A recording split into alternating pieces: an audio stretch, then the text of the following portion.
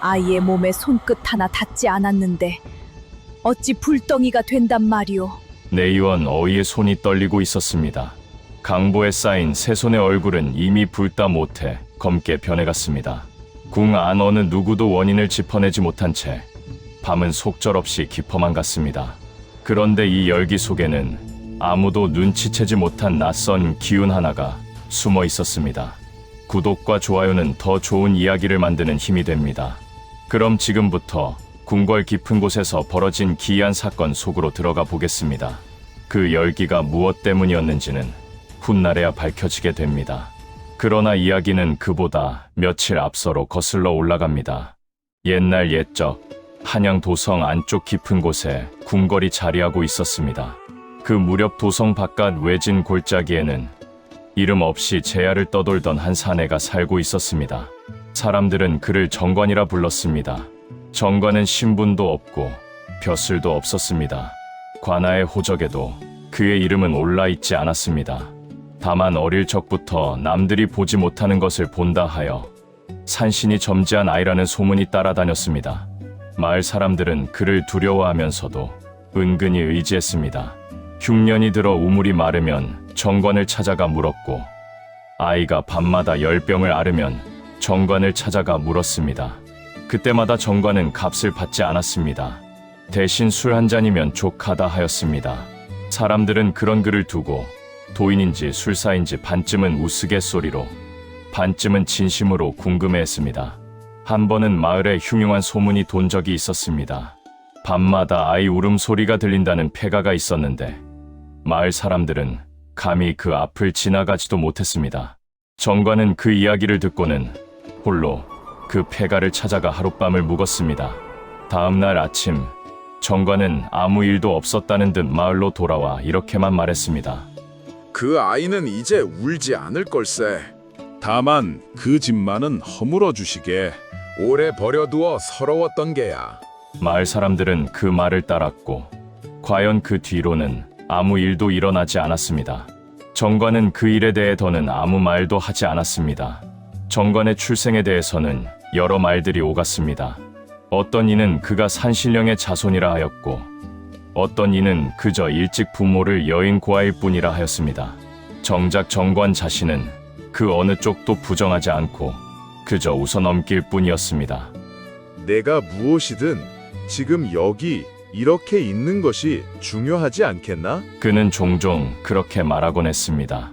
그 말에는 어딘가 지나온 세월의 무게가 묻어 있었지만 마을 사람들은 그 깊은 뜻까지는 헤아리지 못했습니다. 젊은 의금부 관리 재헌이 이 이름 없는 사내를 찾아 나선 것도 바로 그 무렵이었습니다. 재헌은 원래 이런 소문을 믿는 사람이 아니었습니다. 글줄이나 읽었다는 자부심이 있었고 귀신이니 도깨비니 하는 말은 아녀자들의 이야기라 여겨왔습니다. 하지만 상관의 명이니 마다할 도리가 없었습니다. 의금부 상관은 재헌을 불러 은밀히 일렀습니다. 새손 저하의 환우가 심상치 않다는 것은 자네도 들었을 것이야. 예, 들었사옵니다. 대비마마께서 직접 어느 술사 하나를 불러오라 하명하셨네. 자네가 가서 모셔오게. 소인이 말입니까? 믿기지 않는 눈치이구먼. 나 역시 마찬가지일세. 허나 대비마마의 명인이 두 말 말고 다녀오게. 재헌은 마지못해 고개를 숙였습니다. 분부 받들게 싸웁니다. 그렇게 재헌은 반나절 길을 걸어 도성 밖산 아래 초가까지 이르게 된 것이었습니다. 한양 도성을 벗어나 반나절을 꼬박 걸은 끝에 재헌은 산 아래 자리한 낡은 초가에 다다랐습니다. 살인문은 반쯤 기울어 있었고 마당에는 잡초가 무성했습니다. 재헌은 헛기침을 하며 마당 안으로 들어섰습니다. 이 안에 계시오? 안에서 낮은 웃음소리가 들려왔습니다. 허허, 대골 관리가 이런 누추한 곳까지 어인 일이신가? 재헌은 문을 열고 들어섰습니다. 방 안에는 정관이 홀로 앉아 마당에서 주워온 듯한 나뭇가지 하나를 손끝으로 만지작거리고 있었습니다. 새손 저하의 환우가 심상치 않습니다. 어이들도 손을 놓았다고 합니다. 정관은 고개도 들지 않은 채 대답했습니다. 그래서 나더러 궁에 들어와 달라 그 말이신가? 그렇습니다. 정관은 나뭇가지를 내려놓고 재헌을 지그시 바라보았습니다. 자네는 상관의 명이라 마지못해 온 눈치구먼. 재헌은 순간 뜨끔했지만 애써 태연히 대답했습니다. 소인의 소임이 그러할 뿐이옵니다. 소임이라. 그 소임이 자네 마음까지 움직이지는 못했나 보군. 정관의 말에 재헌은 딱히 대꾸할 말을 찾지 못했습니다. 자네 눈에는 내가 무당으로 보이는가? 술사로 보이는가? 재헌은 잠시 머뭇거렸습니다.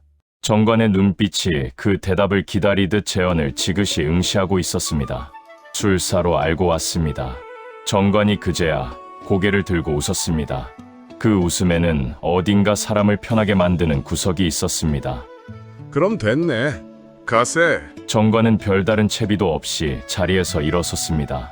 재헌이 오히려 당황해 물었습니다. 이렇게 그냥 가셔도 되는 겁니까? 부적이라든가 준비하실 것이 있지 않습니까? 부적은 마음에 있는 것이지 종이에 있는 것이 아니라네. 정관은 집신을 고쳐 신으며 태연히 대답했습니다. 재헌은 그 말이 허풍인지 진심인지 가늠하지 못한 채 그저 뒤를 따랐습니다. 두 사람은 그 길로 나란히 궁을 향해 걸었습니다. 가는 길 내내 정관은 별다른 말이 없었습니다. 다만 이따금 걸음을 멈추고 하늘을 올려다보거나 지나가는 바람의 방향을 가늠하는 듯한 몸짓을 보였습니다. 마을 어귀를 지날 무렵 한 안악이 정관을 알아보고 달려나왔습니다. 날이 지난번에 봐주신 덕에 아이가 씻은 듯이 나았습니다요. 정관은 걸음을 멈추고 안악의 얼굴을 잠시 살폈습니다. 다행이구만. 다만 그 아이 밤에는 아직 문지방 넘기지 않게 하시게. 예, 명심하겠습니다요. 안악은 몇 번이고 허리를 굽히고서야 자리를 떴습니다. 재헌은 그 광경을 곁에서 지켜보며 속으로 생각했습니다. 이 사내는 대체 무얼 보고 저런 말을 하는 걸까? 재헌은 이런 일들이 처음에는 그저 우연이거나 눈속임이라 여겼습니다. 그러나 마을을 벗어날 때까지 그런 사람이 셋이나 더 정관에게 인사를 건네는 것을 보고는 마음 한구석이 조금씩 흔들리기 시작했습니다. 재헌은 옆에서 걷는 이 사내가 소문처럼 그리 대단한 인물인지 아직 믿기지 않았습니다. 그러나 정관의 눈빛만은 여느 사람과는 다른 무언가를 담고 있었습니다. 그 눈빛이 무엇을 보고 있는지 재헌은 짐작조차 할 수 없었습니다. 궁궐 문턱을 넘어서자 재헌은 발걸음이 절로 조심스러워졌습니다. 그러나 정관은 마치 제집 드나들듯 태연한 걸음이었습니다. 문지기가 두 사람을 막아서려 하였으나 재헌이 패를 내보이자 곧 길을 터주었습니다. 문지기는 재헌의 패는 알아보면서도 그 옆에 허름한 행색을 한 정관을 보고는 미심쩍은 눈초리를 거두지 않았습니다. 이자는 누구시오? 내 상관의 명으로 모셔온 분일세. 새 손 저하의 환우를 살피실 것이야. 문지기는 여전히 미더운 얼굴이었으나 재헌의 단호한 말투에 결국 물러섰습니다. 정관은 그 광경을 지켜보며 낮게 웃었습니다. 허허, 자네도 이제 제법 관리티가 나는구만. 재헌은 그 말이 칭찬인지 놀림인지 알 수 없어 그저 헛기침만 하였습니다. 정관과 재헌은 먼저 새 손을 살피는 일관 천응과 마주쳤습니다. 천응은 조정에서 신망이 두터운 인물이었습니다. 나이는 지긋했으나 자세는 꼿꼿했고 말투에는 늘 예의가 배어 있었습니다. 그는 두 사람을 보고는 짐짓 반갑게 웃었습니다. 이름 높은 술사께서 예까지 오셨구려.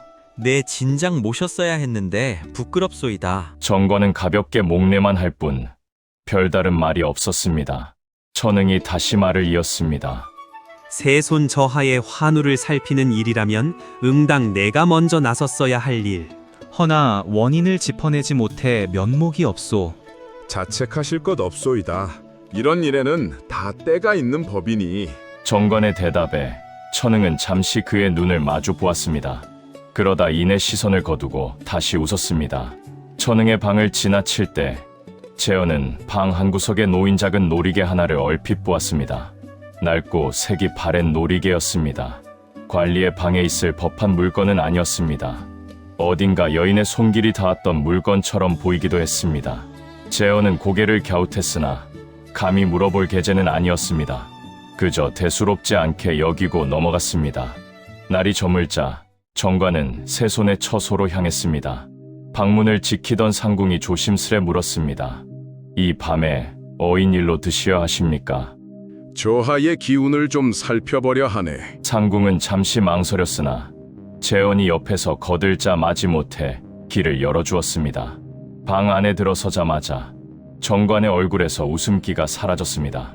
향이 진작 꺼졌는데도 연기만은 사라지지 않고 한자리에 머물러 있었습니다. 재헌은 등줄기가 서늘해지는 걸 느꼈습니다. 나리, 이 냄새는 대체 무엇입니까? 정관은 대답 대신 방 안을 천천히 돌아보았습니다. 그러다 낮게 웃었습니다. 하하, 이제야 얼굴을 비치는구만. 그 말과 함께 방 안의 촛불 셋이 동시에 한쪽으로 기울었습니다. 재헌은 그 광경을 보고도 차마 소리를 내지 못했습니다. 등줄기를 타고 흐르는 서늘한 기운에 그는 저도 모르게 한 걸음 뒤로 물러섰습니다. 정관은 세 손의 이마에 손을 얹어보고는 미간을 좁혔습니다. 이 아이 혼자만의 열이 아니구먼. 그게 무슨 말씀이십니까? 재헌이 되물었으나 정관은 한동안 대답이 없었습니다. 정관은 그저 방 안을 오래도록 둘러보았습니다. 그 침묵이 오히려 방 안의 무거운 기운을 더욱 짙게 만드는 듯했습니다. 그의 시선이 유독 오래 머무른 곳은 세 손이 누운 자리도 향로도 아닌 방 한켠의 병풍이었습니다. 낡은 그림이 그려진 병풍이었는데 어딘가 손때가 유독 많이 묻어있는 듯 보였습니다. 병풍 뒤로 무언가 지나간 듯한 흔적이 아주 희미하게 남아있었습니다. 정관은 그것을 손끝으로 슬쩍 훑고는 손끝에 묻어난 서늘한 기운을 가만히 들여다보았습니다. 오래 묵은 것이고 뭐. 사람으로 치면 원한을 사귀지 못하고 죽은 지 오래된 것이야. 재헌이 조심스레 물었습니다. 그것이 어찌 세 손 저하께 옮겨 붙었단 말입니까? 옮겨 붙은 것이 아니라 누군가 이곳으로 이끌고 온 것이겠지. 정관은 그 말을 끝으로 아무 말 없이 방을 나섰습니다. 방을 나선 뒤 며칠 지나지 않아 이번에는 세 손의 유모가 알아눕는 일이 벌어졌습니다. 유모는 밤새 식은땀을 흘리며 알아들을 수 없는 말을 중얼거렸습니다. 정관이 다가가 살펴보니 이전 궁녀의 경우와 비슷한 기운이었습니다. 이 기운이 점점 넓게 퍼지고 있구만. 서둘러야겠어. 재헌의 낯빛도 점점 어두워졌습니다. 이러다 궁 안 사람들이 모두 알아눕는 것은 아니겠지요. 그리 되기 전에 반드시 끝을 봐야지. 방을 나서던 길, 두 사람은 대비전 앞을 지나게 되었습니다.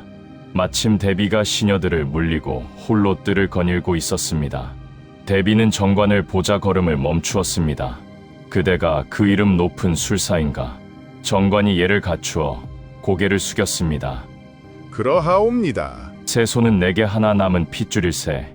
무엇이든 좋으니 방도가 있거든 서슴지 말게. 대비의 목소리에는 위험보다 애타는 마음이 먼저 묻어났습니다. 정관은 잠시 대비를 바라보다가 나지막이 대답했습니다. 마마, 이 일은 병이 아니라 오래 묵은 한이 얽힌 일인 듯 하옵니다. 하오니 궁한 누구의 말도 지금은 온전히 믿지 마시옵소서. 대비의 얼굴에 옅은 그늘이 스쳤습니다. 그 말은 궁 안에 의심할 자가 있다는 뜻인가?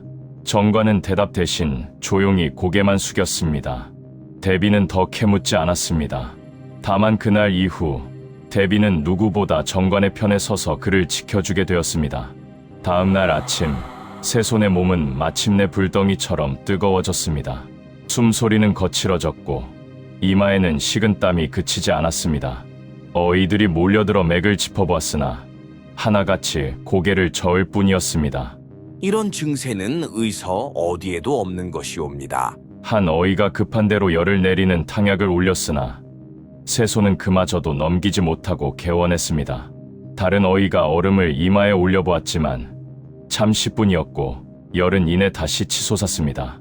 침을 놓아보자는 이도 있었으나 원인 모를 열의 침이 무슨 소용이겠느냐는 반박이 이어졌습니다. 내전 안팎으로 다급한 발걸음이 이어졌습니다. 정관은 세 손의 손목을 가만히 잡아보더니 미간을 좁혔습니다. 이건 병이 아니구먼.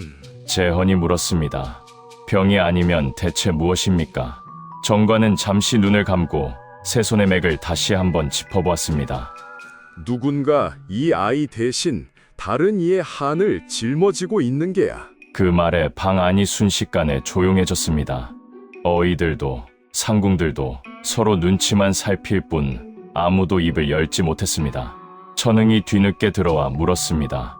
술사께서는 대체 무슨 말씀을 하시는 겐가? 정관은 천흥을 지그시 바라보다가 다시 시선을 거두었습니다. 아직은 말씀드릴 때가 아닌 듯하오. 이 한마디에 천흥의 낯빛이 아주 잠깐 흔들렸습니다. 그러나 이내 평소의 얼굴로 돌아왔습니다. 재현은 그 짧은 순간을 놓치지 않고 지켜보고 있었습니다. 세자와 세자비는 세손의 처소에서 밤새 자리를 뜨지 못했습니다. 세자비는 아이의 손을 꼭 쥔 채 소리 없이 눈물만 흘렸습니다. 어찌 이런 일이 며칠 전까지만 해도 그리 건강하던 아이였는데, 세자는 그런 세자빈의 어깨를 감싸 안으며 애써 담담한 목소리로 말했습니다. 곧 방도가 나올 것이오. 조금만 더 견뎌봅시다. 그러나 그 목소리에도 짙은 불안이 배어 있었습니다. 대전에서는 이 일을 두고 언성이 오갔습니다. 한 대신이 목소리를 높였습니다. 이런 중대사에 근본 없는 술사를 들이다니 이 무슨 해괴한 처사입니까? 다른 대신도 거들었습니다. 차라리 전국의 명의를 더 부르는 것이 나을 것입니다. 근본도 모르는 자에게 세손 저하를 맡기다니요. 그러나 세손을 아끼는 대비의 뜻이 워낙 완강하여 아무도 정관을 함부로 내치지 못했습니다. 그날 이후 정관은 궁 안을 조사할 채비를 갖추었습니다. 재언도 곁에서 그를 돕기로 하였습니다. 두 사람 모두 이 사건이 결코 간단치 않으리라는 걸 짐작하고 있었습니다.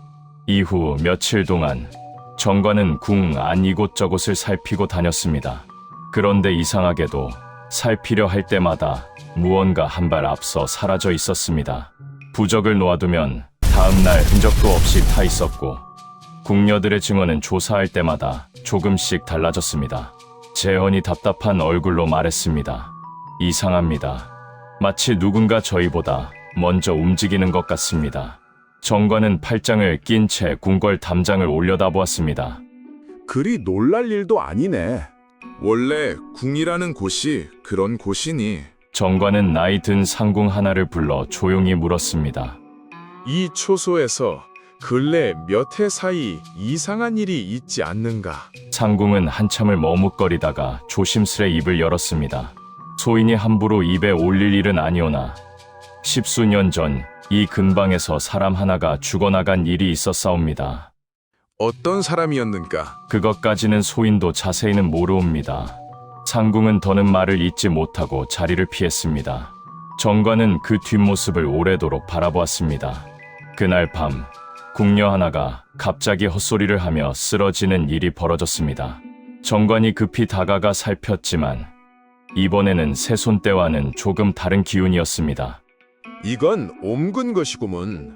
원래 자리를 못 잡고 떠돌던 기운이 아무데나 옮겨붙은 게야. 재헌이 물었습니다. 그럼 처음 자리는 어디였단 말입니까? 정관은 대답하지 않고 그저 세손의 처소가 있는 방향을 오래도록 바라보았습니다. 궁녀는 다행히 하루 만에 정신을 차렸습니다. 그러나 그가 깨어나며 남긴 말 한마디가 재헌의 머릿속을 떠나지 않았습니다. 채려나, 채려나 하고 부르는 소리가 들려싸웁니다. 소인은 그저 그 소리를 따라 했을 뿐이온데 재헌은 그 이름을 조용히 되뇌었습니다. 낯선 이름이었지만 어딘가 마음에 걸리는 이름이기도 했습니다.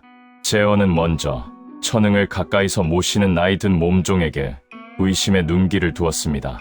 그 몸종은 궁 안에서도 유독 말수가 적고 늘 천흥의 곁을 그림자처럼 따라다니는 이였습니다. 재헌은 그를 은밀히 불러 캐물었습니다. 자네, 근래 일관 나리께서 이상한 심부름을 시키신 적이 없는가? 몸종은 놀란 얼굴로 손사래를 쳤습니다. 소인은 그저 시키신 일만 할 뿐이옵니다. 아무것도 모르옵니다. 재헌이 몇 번을 더 다그쳤으나 몸종은 그저 벌벌 떨며 같은 말만 되풀이할 뿐이었습니다. 정관이 그 모습을 지켜보다가 나지막이 말했습니다. 그자는 아닐세.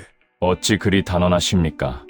진짜 무언가를 감춘 자는 저리 눈을 마주치지 못하는 게 아니라 오히려 지나치게 침착한 법이거든.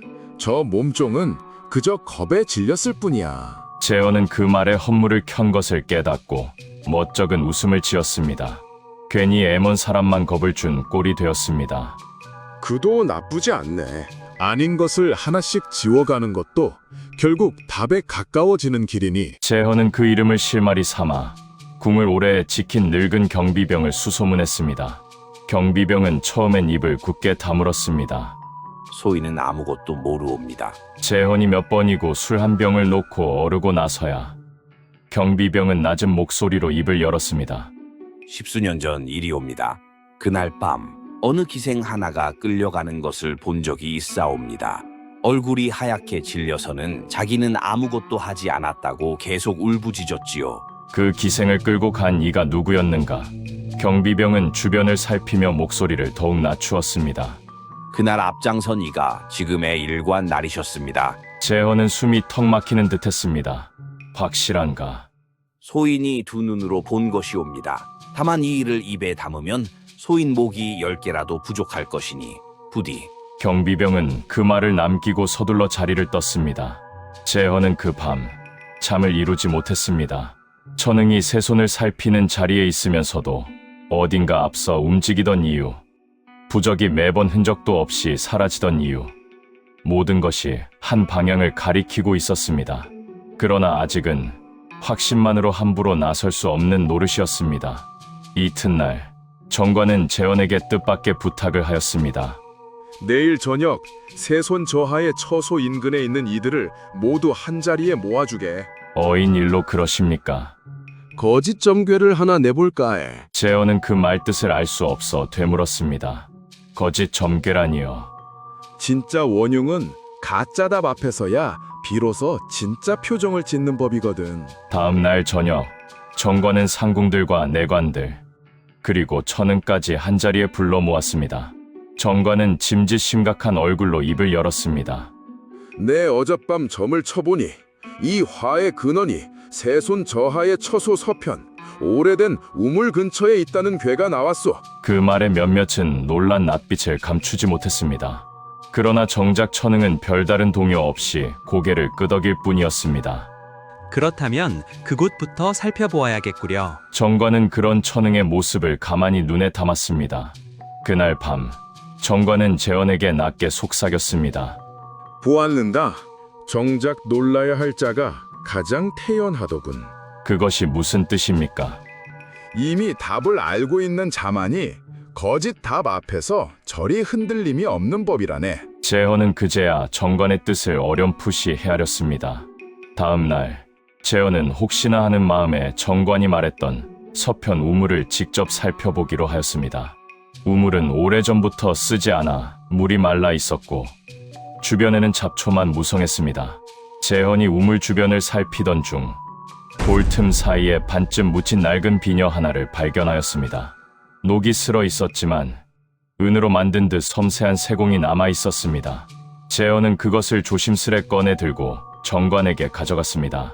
정관은 비녀를 이리저리 살펴보더니 낮은 한숨을 내쉬었습니다. 이건 여인의 것이구먼. 그것도 꽤나 귀히 여겼던 물건일세. 이것이 이번 일과 관계가 있는 것입니까? 아직은 모르네. 다만 이 우물이 그저 아무 뜻 없이 점괘에 오른 것은 아닐지도 모르지. 정관은 그 비녀를 품에 조심스레 갈무리하였습니다. 훗날 이 비녀는 채련의 유품 중 하나로 밝혀지게 됩니다. 그날 밤 두 사람이 처소로 돌아오는 길, 재헌이 문득 물었습니다. 나리, 처음부터 천응 나리를 의심하고 계셨던 겁니까? 의심이라기보다는 지나치게 태연한 자를 눈여겨보았을 뿐이네. 어찌 그것이 의심의 실마리가 됩니까?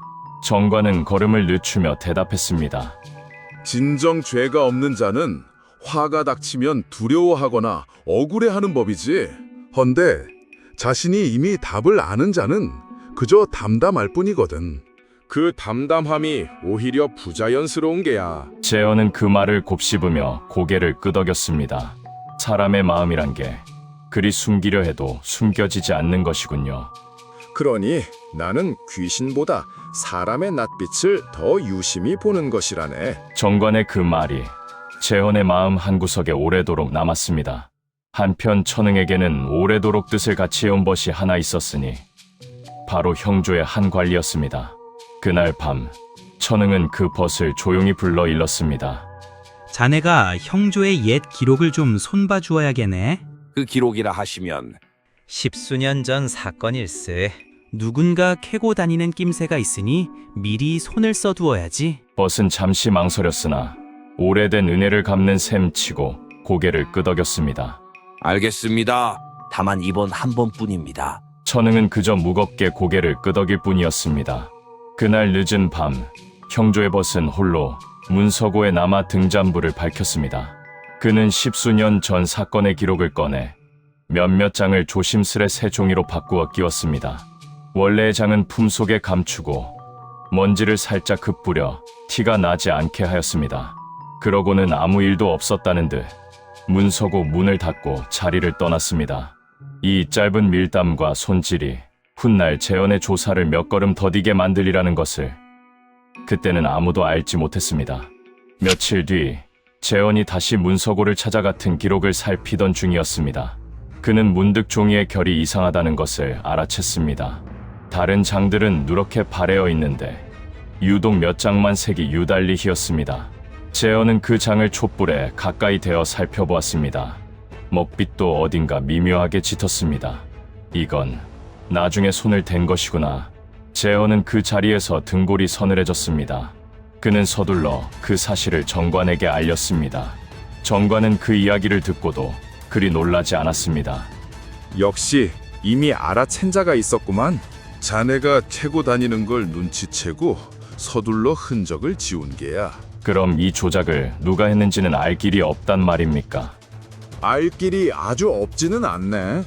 다만 지금은 그자를 밝히는 것보다 더 급한 일이 있지. 재현은 그 말에 고개를 끄덕였습니다. 지금 이 순간에도 새 손의 열은 내리지 않고 있었기 때문입니다. 그럼에도 재현은 마음이 놓이지 않아 문서고를 드나든 이들의 명부를 몰래 살펴보았습니다. 그 밤 홀로 문서고에 남아있던 이의 이름은 단 하나뿐이었습니다. 바로 천흥과 가까이 지낸다고 알려진 형조의 관리였습니다. 재현은 그를 조용히 불러내어 마주 앉았습니다.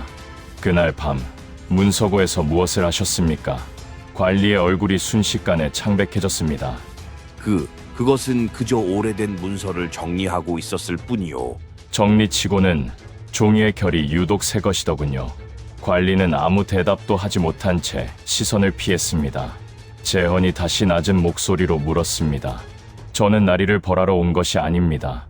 다만 이 일의 진실을 알아야 새손 저하를 살릴 수 있습니다. 그 말에 관리는 한참을 망설이다가 힘겹게 입을 열었습니다. 일관 나리께서 부탁하신 일이요. 다만 무슨 연유인지는 나도 자세히는 알지 못하오. 그저 오래전 은혜를 갚는 셈치고 따랐을 뿐이요. 재현은 더 캐묻지 않았습니다. 그것만으로도 천흥과 그 사건 사이의 연결고리는 충분히 드러난 셈이었습니다. 그날 밤 재현은 이 사실을 대비에게 조심스레 고하였습니다. 대비는 한참을 침묵하다가 뜻밖의 말을 꺼냈습니다. 그 기록, 남은 원본은 지금 어디 있는가? 형조의 벗이라는 자가 품에 감추었다 하니 아직 그자에게 있을 것이옵니다. 그렇다면 서둘러야겠구먼. 그것마저 사라지면 자네의 말은 그저 말뿐인 것이 되고 마네. 대비는 그날 밤으로 믿을 만한 상궁 하나를 형조에 몰래 보내어 그 원본 문서를 대비전으로 옮겨오게 하였습니다. 누구도 대비의 명을 의심하지 못했습니다. 다음 날 아침 재원이 그 사실을 전해 듣고 놀란 얼굴로 대비를 찾아갔습니다. 마마께서 어찌 이런 위험한 일을? 대비는 옅게 웃으며 대답했습니다. 이 늙은이가 할 수 있는 일이 그것뿐이니 어쩌겠는가. 자네들이 진실을 캐는 동안 나는 그 진실이 사라지지 않게 지키는 것이지. 재원은 그 말에 깊이 고개를 숙였습니다. 이 일로 형조의 벗이 손보았던 나머지 기록마저 훗날 고스란히 되찾을 수 있게 되었습니다. 다음 날 천흥이 갑자기 조사를 멈추라 명했습니다. 이 일은 필시 궁녀 하나의 소행일 것이요. 그 계집을 벌하면 그만이요. 재헌이 반박했습니다. 아직 확실한 증거도 없지 않습니까? 확실한 증거라니. 세손저하의 환우가 일이 위중한데 한가로이 타질 때인가. 대신들 사이에서도 천흥의 말에 동조하는 목소리가 나왔습니다. 그렇습니다. 하루빨리 매듭을 지어야 조정이 안정될 것입니다. 정관은 그 광경을 가만히 지켜보다가 천흥에게 다가가 낮은 목소리로 말했습니다. 일관나리께서는 어찌 이리 서두르시는가? 천흥의 눈빛이 순간 날카로워졌습니다. 그러나 곧 웃음으로 넘겼습니다. 허허, 수일사께서도 참. 그저 새손 저하를 걱정하는 마음일 뿐이요. 정관은 더 말을 붙이지 않았습니다. 다만 재원에게 눈짓으로 이 일을 그대로 두지 말라 일렀습니다. 그날 밤 억울하게 지목된 궁녀가 옥에 갇혔습니다. 그의 늙은 어미가 옥문 앞에서 울며 매달렸습니다. 우리 아이는 아무 죄가 없습니다요. 날이 그 광경을 지켜보던 재원은 마음이 편치 않았습니다. 날이 저 궁녀는 아무 죄가 없어 보입니다. 정관이 고개를 끄덕였습니다. 알고 있네. 그 마음 나도 자네와 다르지 않네. 허나 지금 나서면 천흥은 더 깊이 숨어버릴 걸세. 그럼 어찌해야 합니까? 조금만 더 참아보세. 재헌은 답답했지만 정관의 눈빛에서 어떤 확신을 읽고는 더 묻지 않았습니다. 그날 밤 재헌은 정관에게 조심스레 물었습니다. 날이 저 궁녀를 이대로 옥에 두어도 정말 괜찮은 것입니까? 정관은 잠시 생각에 잠기다 대답했습니다. 그자에게 큰 화가 미치기 전에 반드시 풀려나게 할 걸세.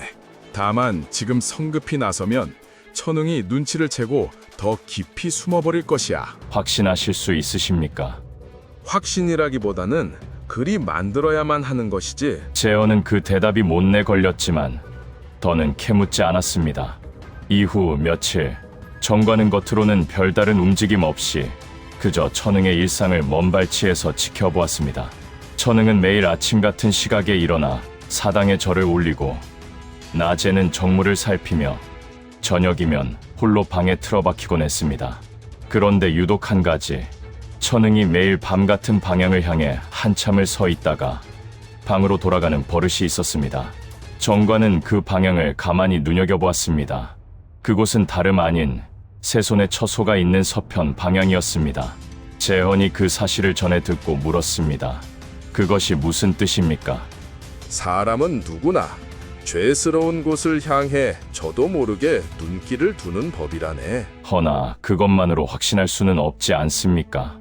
물론이지. 다만 하나둘 쌓이다 보면 결국 한 곳을 가리키게 되어 있네. 사람이든 사건이든 진실은 늘 여러 갈래의 흔적이 한 곳으로 모이는 자리에 있는 법이거든. 정관은 그렇게 말하며 품속에 넣어둔 낡은 비녀를 가만히 매만졌습니다. 궁녀의 오랍이 되는 자가 재헌을 찾아와 무릎을 꿇었습니다. 날이 제 누이는 그저 그날 밤 처소를 지키고 있었을 뿐입니다. 부디 살펴주십시오. 재헌은 그의 손을 잡아 일으켰습니다. 내 곧 진실을 밝힐 것이니 조금만 더 기다려주게. 오라비는 몇 번이고 고개를 조아리며 물러갔습니다. 재헌은 그 뒷모습을 보며 이 일을 서둘러 끝내야겠다는 마음이 더욱 굳어졌습니다. 그 무렵 천흥에게는 남모를 조바심이 있었습니다. 얼마 전 오래전 영모 사건들을 재조사하라는 엄명이 은밀히 논의되고 있다는 소문이 돌았던 것입니다.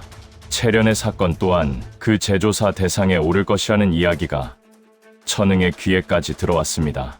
그날 이후 천흥은 밤마다 잠을 이루지 못했습니다. 진실이 드러나는 날이 머지않았다는 두려움이 그를 점점 조급하게 만들고 있었습니다. 그리고 그 조급함이 그가 미처 다스리지 못한 오래된 한과 얽혀 엉뚱하게도 새손에게로 옮겨간 것이었습니다. 이튿날 정관은 홀로 천흥의 처소 근처를 서성였습니다. 그러다 우연히 천흥이 마당에서 어느 몸종에게 낮은 목소리로 이르는 것을 보았습니다. 그 물건은 아무도 모르게 치워두어라. 누구 눈에도 띄어서는 안 된다. 몸종이 품에 무언가를 감추고 총총히 사라졌습니다. 정관은 그 뒷모습을 눈으로 좇으며 낮게 혼잣말을 하였습니다. 역시 감춰둔 것이 있었구먼. 재헌은 그날 밤 몰래 형조의 옛 기록을 뒤졌습니다. 먼지 쌓인 문서 더미를 하나하나 넘기던 중 십수년 전의 기록 하나가 눈에 들어왔습니다. 영모에 연루되어 죽은 기생이 있었다는 기록이었습니다. 이름은 채련이었습니다. 기록에는 채련이 어느 대신과 내통하여 영모를 도모했다는 죄목이 적혀 있었으나 그 죄를 입증한 증좌는 어디에도 상세히 남아있지 않았습니다. 그리고 당시 이 사건을 조사했던 관리의 이름이 놀랍게도 천응이었습니다. 재헌은 등골이 서늘해졌습니다. 그는 서둘러 정관을 찾아가 이 사실을 알렸습니다. 정관은 조용히 듣고만 있다가 나지막이 말했습니다. 역시 그랬던 게로군.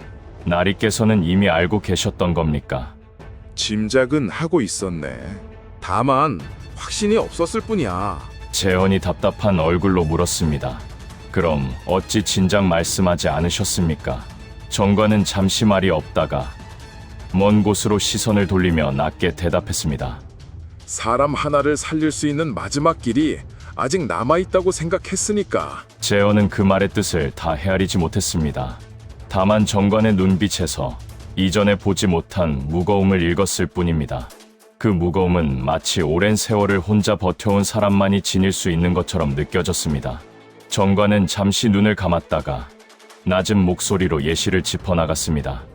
채련이라는 그 기생은 젊은 시절의 천응과 오래도록 정을 나눈 사이였다 하더군.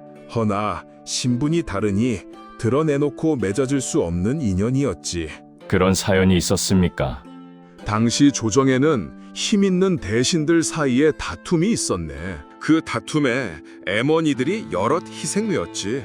채련도 그중 하나였을 뿐이야. 죄가 있어서가 아니라 천응과 가깝다는 이유만으로 표적이 된 것이겠지. 그렇다면 천응 나리께서는 그때 무엇을 하셨습니까?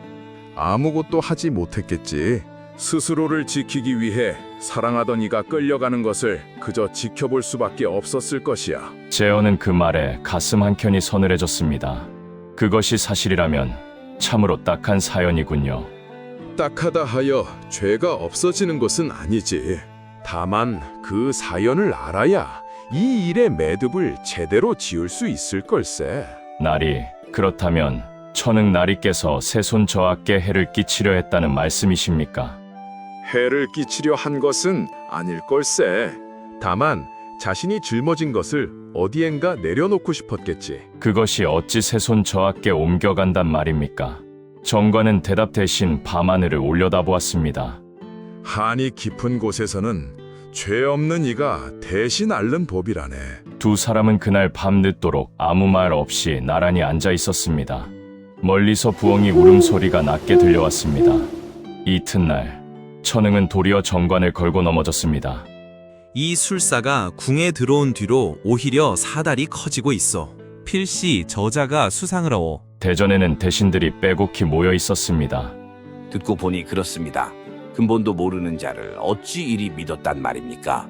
당장 내쫓아야 합니다. 한 늙은 대신이 천응의 편을 들며 목청을 높였습니다. 일관 나리께서 이 궁을 지켜온 세월이 몇 해입니까? 그런 분을 두고 어찌 저런 근본 없는 자의 말을 믿는단 말입니까? 그 말에 여기저기서 동조하는 목소리가 이어졌습니다. 재헌은 그 광경을 지켜보며 속이 타들어갔습니다. 이대로라면 나리께서 정말 쫓겨나시고 만다. 그러나 재헌에게는 아직 확실한 증좌가 없었습니다. 문서고에서 발견한 손댄 흔적과 늙은 경비병의 증언, 그리고 우물에서 나온 낡은 비녀뿐이었습니다. 그것만으로 조정 전체를 설득하기에는 턱없이 부족했습니다. 재헌은 입술을 깨물며 그저 이 순간이 지나가기를 기다릴 수밖에 없었습니다. 그날 늦은 밤, 재헌은 정관의 처소를 찾아가 무거운 얼굴로 물었습니다. 나리, 정말 오늘 밤 안으로 답을 보이실 수 있으십니까? 만약 그러지 못하면 나는 이 궁을 떠나겠지. 그뿐일세. 그리 태연하게 말씀하실 일이 아닙니다. 새손 저하의 목숨이 걸린 일입니다. 정관은 잠시 재헌을 바라보다가 평소보다 조금 낮은 목소리로 말했습니다. 나도 알고 있네. 그러니 이만큼 판을 벌인 것이야. 사람이 궁지에 몰리면 참고 있던 것을 스스로 꺼내놓기 마련이거든. 오늘 밤 그 판이 무르익을 걸세. 재헌은 그 말에서 처음으로 정관 역시 확신 뒤에 무거운 짐을 지고 있다는 것을 느꼈습니다. 만에 하나 실패한다면 세손저하는 어찌 되는 것입니까? 정관의 얼굴에서 잠시 웃음기가 거쳤습니다. 그리 되지 않게 해야지. 그러니 자네도 오늘 밤은 내 곁에서 눈을 부릅뜨고 있어주게. 알겠습니다. 소인도 끝까지 곁에 있겠습니다. 정관은 그 말에 옅게 웃어 보였습니다. 그리 말해주니 든든하구먼. 한 대신이 목소리를 더욱 높였습니다. 애초에 저런 자를 궁에 들인 것부터가 잘못이었소. 세손 저하의 환우가 오히려 저자가 들어온 뒤로 더 위중해지지 않았소이까. 정관은 그 말에도 별다른 표정 변화가 없었습니다. 다만 조용히 대신들을 둘러보며 말했습니다. 환후가 위중해진 것은 내가 들어와서가 아니라 진실이 드러나기 직전이기 때문이요. 무엄하다. 지금 그 말이 무슨 뜻이더냐? 정관은 더 대꾸하지 않았습니다. 재현이 나서서 반박하려 했지만 천응이 먼저 말을 끊었습니다. 자네는 이자의 편만 드는구먼.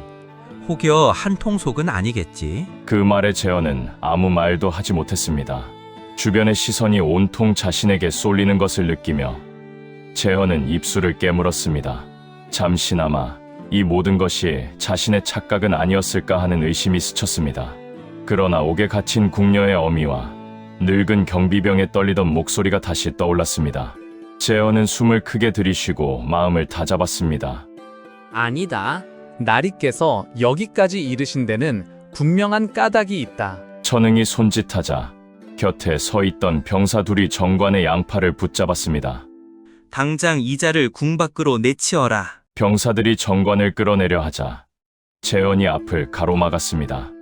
잠시만 기다려 주십시오. 세손저하의 환우가 아직 낫지 않으셨습니다. 이대로 내치시면 그 책임은 누가 지겠습니까? 그 말에 대신들도 잠시 멈칫했습니다. 정관은 붙잡힌 채로도 낯빛 하나 변하지 않고 나지막이 말했습니다. 아직 하루가 남았소. 오늘 밤이 지나기 전에 반드시 답을 보여드리리다. 대비가 그 말을 듣고 나섰습니다. 내 마지막으로 한 번 더 믿어보겠네. 오늘 밤까지만 이 술사에게 기회를 주게. 대비의 명이 떨어지자 병사들은 마지못해 손을 놓았습니다. 천응은 그 광경을 지켜보며 낯빛이 미묘하게 굳어졌으나 이내 다시 태어난 얼굴로 돌아왔습니다. 그날 밤 천응은 홀로 자신의 방에 앉아 오래도록 촛불만 바라보고 있었습니다. 품속에 지니고 있던 낡은 놀이개를 꺼내 손끝으로 몇 번이고 쓸어보았습니다. 그의 눈앞에 오래전 그날의 기억이 스쳐 지나갔습니다. 젊은 시절의 천응이 담장 뒤에 몸을 숨긴 채 서 있었습니다. 저만치 체련이 병사들 손에 끌려가며 자신은 아무것도 하지 않았다고 목이 쉬도록 외치고 있었습니다. 젊은 천응의 손이 부들부들 떨리며 주먹을 쥐었습니다. 한 걸음만 내디디면 그 손을 뻗을 수 있었습니다. 그러나 그는 끝내 그 자리에서 발을 떼지 못하고 천천히 몸을 돌려 담장 뒤로 사라졌습니다. 그날의 그 등돌림이 십수년이 지난 지금까지도 그를 놓아주지 않고 있었습니다. 채련아, 나는 대체 무엇을 위해 이 세월을 버텨온 것이냐? 그는 낮게 중얼거렸습니다. 그러나 이내 놀이개를 다시 품속 깊이 감추고 아무 일도 없었다는 듯 자리에서 일어섰습니다. 그의 얼굴은 다시 평소의 담담한 관리의 낯빛으로 돌아와 있었습니다. 그날 밤 세손의 몸은 더욱 뜨거워져 숨소리마저 가빠졌습니다. 대비전에서는 곡소리에 가까운 탄식이 새어나왔습니다. 정관은 궁 밖으로 쫓겨날 위기에 몰렸습니다. 그러나 그의 얼굴에는 여전히 조급함이 없었습니다. 재헌이 다급히 물었습니다. 나리, 이러다 정말 쫓겨나시게 생겼습니다. 어찌 그리 태연하십니까? 정관은 낮게 웃으며 대답했습니다. 쫓겨나기 전에 마지막으로 굿판 한 번은 벌일 수 있겠지? 이 상황에 그런 말씀이 나오십니까? 이 상황이니 나오는 말일세. 사람이 궁지에 몰려야 비로소 숨겨둔 것을 꺼내는 법이거든. 재헌은 그 말에 잠시 멍하니 정관을 바라보았습니다. 그러다 문득 깨달았습니다. 정관은 지금 이 순간까지도 모든 것을 이미 손바닥 들여다보듯 하고 있다는 것을. 나리, 정녕 다 알고 계셨던 겁니까? 정관은 대답 대신 그저 웃을 뿐이었습니다. 재헌은 그 웃음을 보며 문득 오래전 마을에서 정관을 따르던 사람들의 얼굴이 떠올랐습니다. 그들은 정관의 정체가 무엇인지 알지 못하면서도 그저 그를 믿고 따랐습니다. 나 역시 이제는 저 웃음을 믿어보는 수밖에 없겠구나. 제헌은 그렇게 마음을 정하고 대신들에게 마지막으로 구판을 청하는 상소를 올리기로 하였습니다. 대신들 사이에서는 여전히 반대하는 목소리가 컸습니다. 이런 미신 노름에 세손 저하의 처소를 내어준단 말입니까? 그러나 대비가 직접 나서 힘을 실어주었습니다. 세손은 내 하나 남은 핏줄일세. 지푸라기라도 잡아야 할 판에 어찌 구판 하나를 마다한단 말인가. 대비의 단호한 말에 결국 대신들도 더는 반대하지 못했습니다. 정관은 마지막으로 구판을 열게 해달라 청했습니다. 대신들은 마지못해 허락했습니다. 세손을 살릴 마지막 방도라면 무엇이든 해보자는 대비의 강한 뜻이 있었기 때문입니다. 밤이 깊어지자 정관은 세손의 처소 앞마당에 자리를 잡았습니다. 대신들과 상궁들 그리고 천은까지 마당 한켠에 둘러섰습니다. 바람은 잔잔했지만 마당의 공기는 이상하리만치 무겁게 가라앉아 있었습니다. 정관은 마당 한가운데 자리를 정하고 흰 종이 3장을 접어 내 방향에 놓았습니다. 그 위에 향을 하나씩 피우고 낮은 목소리로 알아들을 수 없는 말을 천천히 읊조리기 시작했습니다. 그 소리는 노래도 아니고 주문도 아닌 어딘가 오래된 자장가처럼 들리기도 했습니다. 읊조림이 이어지는 동안 마당 한쪽에 놓인 물그릇의 수면이 잔물결도 없이 가늘게 떨리기 시작했습니다. 지켜보던 이들은 저마다 숨을 죽인 채 그 낮은 읊조림에 귀를 기울였습니다.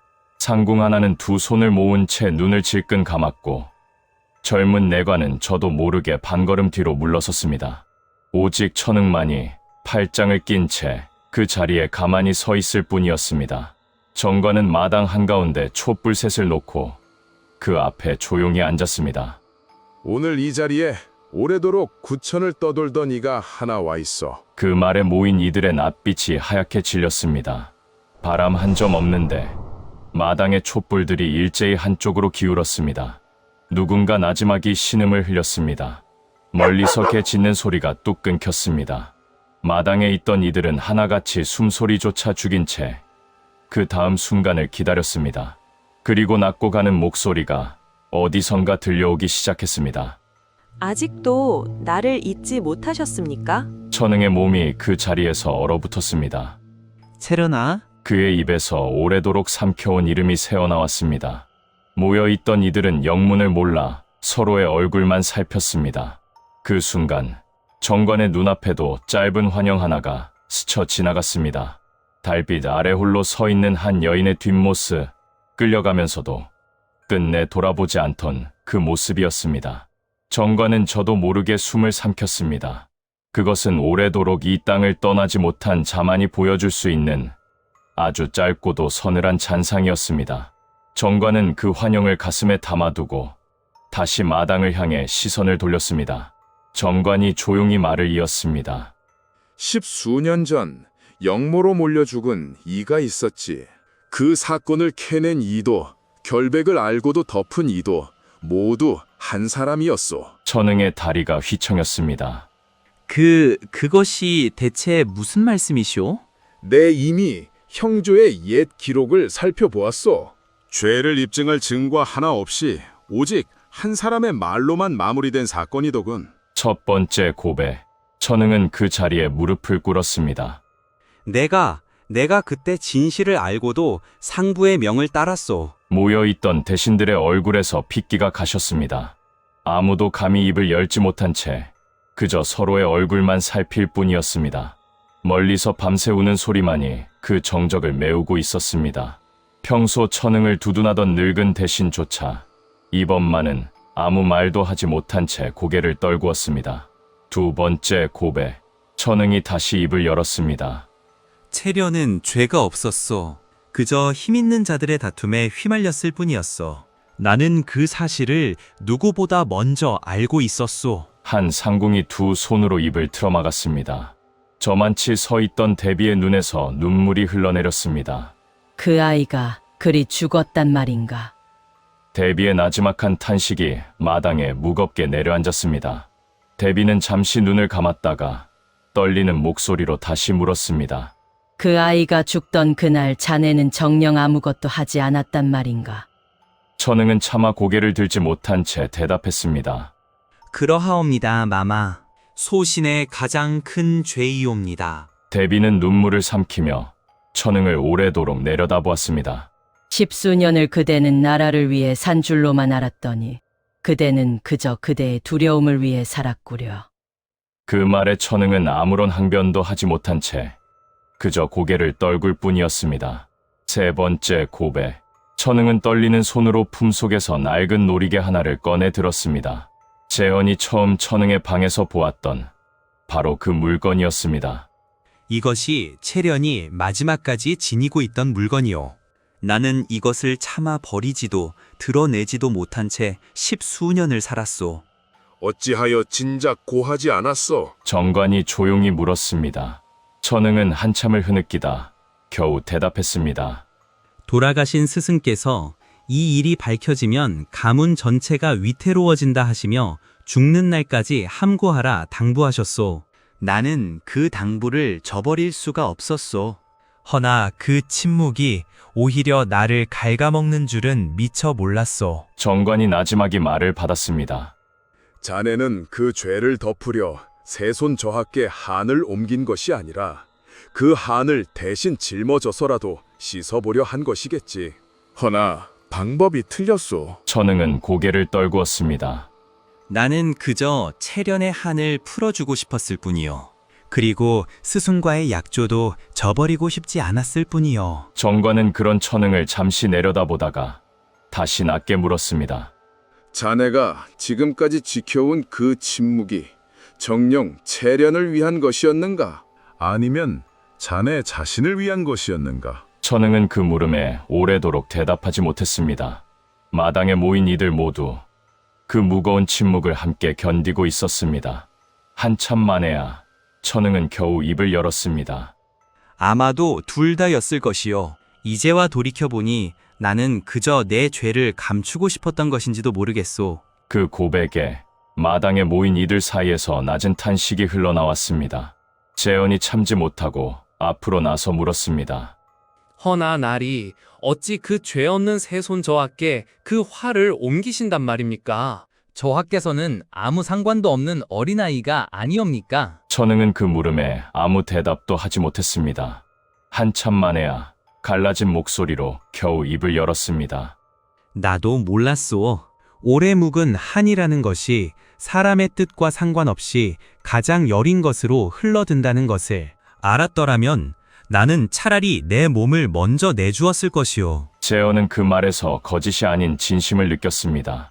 그러나 그 진심이 세손이 겪은 며칠간의 고통을 지워주지는 못했습니다. 재현은 착잡한 마음으로 입을 다물었습니다. 정관이 나지막이 말했습니다. 채련, 이제 그만 가시게. 자네가 짊어졌던 한은 오늘 이 자리에서 다 풀어졌으니. 잠시 정적이 흘렀습니다. 채련의 목소리가 다시 한번 낮게 울렸습니다. 그날 밤 나는 그저 마당에 홀로 서 있었을 뿐입니다. 아무 죄도 짓지 않았는데 사람들은 나를 끌고 가며 역적의 정인이라 손가락질했습니다. 그때 그대는 아무 말도 하지 않았지요. 천흥은 바닥에 엎드려 오래도록 아무 말도 하지 못했습니다. 채련의 목소리가 다시 이어졌습니다. 이제는 되었습니다. 그대의 죄를 대신 아이에게 지운 것은 나 역시 바라던 바가 아니었습니다. 채련의 목소리는 점점 옅어지고 있었습니다. 마치 오래도록 참아온 숨을 이제야 내려놓는 듯 그 음성에는 옅은 안도가 배어 있었습니다.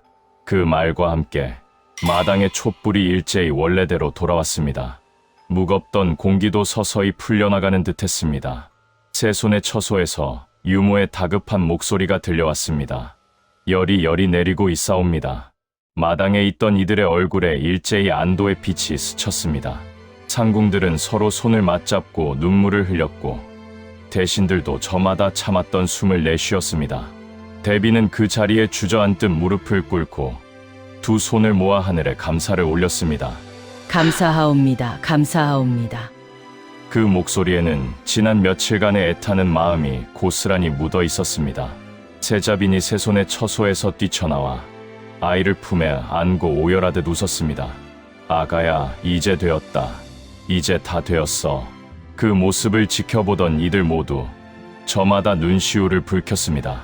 천흥은 그 광경을 차마 마주 보지 못하고 고개를 떨구었습니다. 재헌은 그제야 참았던 숨을 길게 내쉬었습니다. 그가 정관에게 다가가 물었습니다. 나리, 어찌 진작 천흥 나리를 의심하셨으면서도 말씀하지 않으셨습니까? 정관은 먼 하늘을 바라보며 대답했습니다. 죄를 밝히는 것보다 스스로 밝히게 하는 것이 그자에게 남은 마지막 길이라 여겼네. 남이 캐낸 죄는 원망으로 남지만 스스로 꺼낸 죄는 뉘우침으로 남는 법이거든. 재헌은 그 말을 가만히 곱씹었습니다. 그리고 문득 자신이 처음 이 사내를 찾아갔던 날을 떠올렸습니다. 그때는 그저 상관의 명을 따랐을 뿐이었지만 이제는 그 명이 아니었더라도 스스로 이 사람을 따랐을 것이라는 생각이 들었습니다. 사람의 죄를 밝히는 것이 아니라 사람의 마음을 읽는 이였구나. 재헌은 그렇게 속으로 되뇌며 옅은 존경의 마음을 품었습니다. 천흥은 그날로 벼슬을 내려놓고 스스로 형조에 나아갔습니다. 그는 10수년 전의 진실을 낱낱이 고하였고 죽은 채련의 이름을 다시 기록에 올려 억울함을 풀어주었습니다. 문서를 몰래 손보았던 벗 또한 스스로 죄를 고하고 형조의 자리에서 물러났습니다. 그는 천흥을 원망하지 않았습니다. 다만 오래된 은혜와 오래된 잘못이 결국 함께 드러나고 만 것을 씁쓸히 받아들일 뿐이었습니다. 억울하게 옥에 갇혔던 궁녀도 그날 밤으로 풀려났습니다. 궁녀의 늙은 어미와 오라비가 옥문 앞에서 그를 부둥켜 안고 한참을 울었습니다. 이제 되었다. 이제 되었어. 그 광경을 멀리서 지켜보던 재헌의 마음도 한결 가벼워졌습니다. 궁녀는 옥에서 나오는 길, 마침 그 앞을 지나던 천흥과 마주쳤습니다. 천흥은 차마 눈을 마주치지 못하고 고개를 숙였습니다. 궁녀는 잠시 그를 바라보다가 나지막이 말했습니다. 나리는 제가 무서워서 저를 옥에 넣으셨지만 저는 나리가 불쌍해서 울었사옵니다. 천흥은 그 말에 아무 대꾸도 하지 못한 채 그저 걸음을 옮길 뿐이었습니다. 세손은 며칠 지나지 않아 본래의 혈색을 되찾았고 데뷔 전에는 다시 웃음소리가 돌아왔습니다. 데뷔는 정관을 따로 불러 손수차 한 잔을 내렸습니다. 내 이 은혜를 어찌 갚아야 할지 모르겠네. 정관은 웃으며 고개를 저었습니다. 갚으실 것 없사옵니다.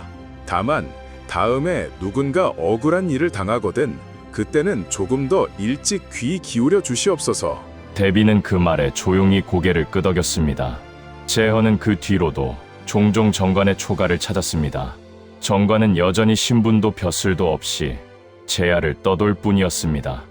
나리, 이번 일로 조정에서 큰 벼슬이라도 내리면 받으실 겁니까? 재헌의 물음에 정관은 웃으며 고개를 저었습니다. 벼슬이란 건 남의 한을 대신 짊어지는 자리이기도 하지. 나는 그저 지금처럼 부르면 가고 끝나면 돌아가는 게 편하네. 다만 궁 안 사람들 사이에서는 어려운 일이 생기면 그 이름 없는 술사를 찾아야 한다는 말이 조용히 돌기 시작했습니다. 이 소문은 궁담을 넘어 저작거리까지 퍼져나갔습니다. 사람들은 저마다 살을 붙여 이야기를 전했습니다. 세손 저하를 살린 것이 산신의 아들이라더라. 아니, 죽은 이의 혼을 불러다 죄인을 무릎 꿇렸다더라. 소문은 갈수록 부풀었지만 정관은 그런 이야기가 오가는 것을 알면서도 굳이 바로잡으려 하지 않았습니다. 소문이란 게 사람들 마음이 지어낸 위안 같은 것이지 너무 매섭게 바로잡을 것도 없네. 세손이 완전히 자리를 털고 일어난 날, 재헌은 정관과 함께 궁 밖으로 나섰습니다. 나리, 이번 일로 궁에서 나리를 찾는 이가 늘어날 듯합니다. 정관은 담담히 웃으며 대답했습니다. 한이란 게 어디 한 사람 몫이던가. 사람 사는 곳에는 늘 풀리지 않은 이야기가 쌓여 있는 법이지. 그 말이 예사롭지 않게 들려 재헌은 잠시 걸음을 멈추고 정관을 바라보았습니다. 멀리 도성 저작거리 쪽에서 낯선 소란이 희미하게 들려오고 있었습니다. 사람들이 웅성거리는 소리와 함께 어디선가 곡소리 비슷한 것도 섞여 들려왔습니다. 재헌이 귀를 기울이며 물었습니다. 저것은 또 무슨 소란입니까? 정관은 그 소리가 나는 쪽으로 시선을 돌리며 나지막이 대답했습니다. 글쎄, 가보면 알겠지. 두 사람은 약속이나 한 듯 그 소리가 나는 방향으로 나란히 걸음을 옮겼습니다. 그리고 그 소란 속에는 또 하나의 풀리지 않은 이야기가 기다리고 있었습니다. 이번 사건이 궁 안 사람들의 마음속 깊은 곳까지 무언가를 남겼다면 그것은 두려움이 아니라 하나의 물음이었습니다. 사람은 저마다 마음속에 풀지 못한 한 가지쯤을 품고 살아가는 것은 아닌가 하는 그런 물음이었습니다. 정관은 그 물음에 답을 내리지 않았습니다. 다만 다음에 또 누군가 그 물음 앞에 서게 되거든 그때 다시 귀를 기울이면 될 일이었습니다. 사람들은 이 일을 두고두고 이야기했습니다. 귀신이 사람을 해친 것이 아니라 사람이 스스로 사귀지 못한 마음이 결국 화가 되어 돌아온다는 것을, 그리고 그 화를 막는 길은 부적이나 주술이 아니라 결국 사람 스스로 진실을 마주하는 데 있다는 것을, 십수년을 침묵 속에 묻어두었던 한 사람의 한이 결국 가장 여린 아이의 몸을 빌려서라도 세상에 자신을 드러내려 했다는 사실은 오래도록 궁 안 사람들의 마음에 남았습니다. 권력을 탐한 죄보다 풀지 못한 한을 방치한 죄가 더 무겁다고 사람들은 그렇게 전하였습니다. 다음 영상을 빠르게 만나보시려면 좋아요와 구독을 눌러주세요. 지금 화면에 나오는 더 재미있는 영상들도 함께 해주세요. 그럼 모두 행복한 하루 보내세요. 감사합니다.